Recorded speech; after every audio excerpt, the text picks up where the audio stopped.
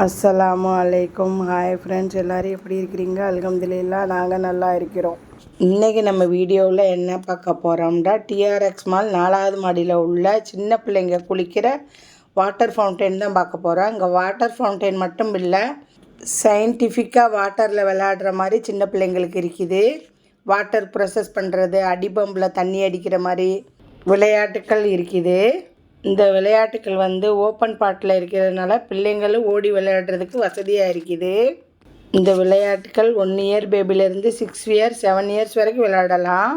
இந்த விளையாட்டு விளையாடுறதுக்கு நம்ம எந்த பேயுமே பண்ண தேவையில்லை. வீடியோ பார்த்தாலே தெரியும், நிறைய சில்ட்ரன்ஸ் விளையாண்டுக்கிட்டு இருப்பாங்க.